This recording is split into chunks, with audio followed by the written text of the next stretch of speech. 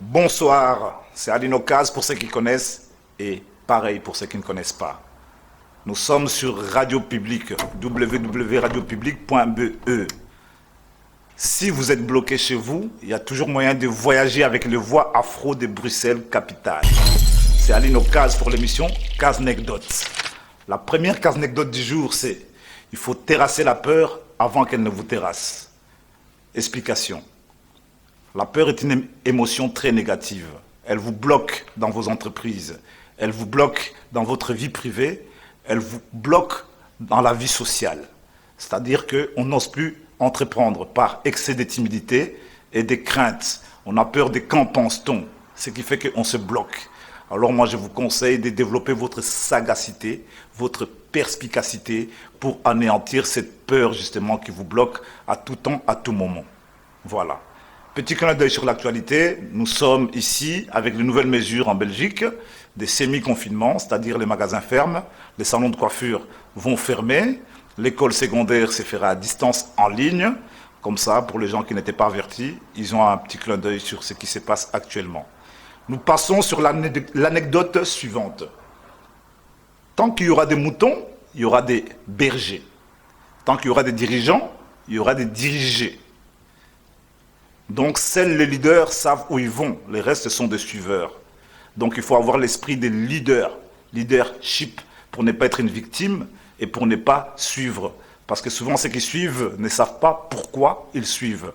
Donc seuls ceux qui ont donné l'idéologie de base savent exactement qu'en est-il, où ils vont et qu'est-ce qu'ils en feront. La troisième anecdote de ce soir, c'est dans les Antilles, tous les chemins mènent au Rhum. Normalement, je n'ai pas besoin de donner d'explications sur cette anecdote. Dans les Antilles, tous les chemins mènent au Rhum. Je pourrais dire aussi en Jamaïque, tous les chemins mènent au cannabis. Ah oui, comme on pourrait dire en Belgique. Non, le cannabis, il n'y en a pas trop. J'ai des problèmes dans ma plantation. Pourquoi ça ne pousse pas? J'ai planté cana n'a pas poussé. En Belgique, par contre, il y a la bière, il y a le chocolat, il y a les gaufres de Liège oufti. Ça, c'est la Belgique. L'anecdote suivante. Il ne faut pas confondre les sapeurs en Versace et les fumeurs du Versace. T'as compris ou t'as compris? Hein, mes gens? Pas trop d'explications sur cette anecdote-là. Parce que je pense qu'elle est assez claire. Et maintenant, la dernière anecdote pour ce soir. Même en temps de crise, l'horloge en Suisse.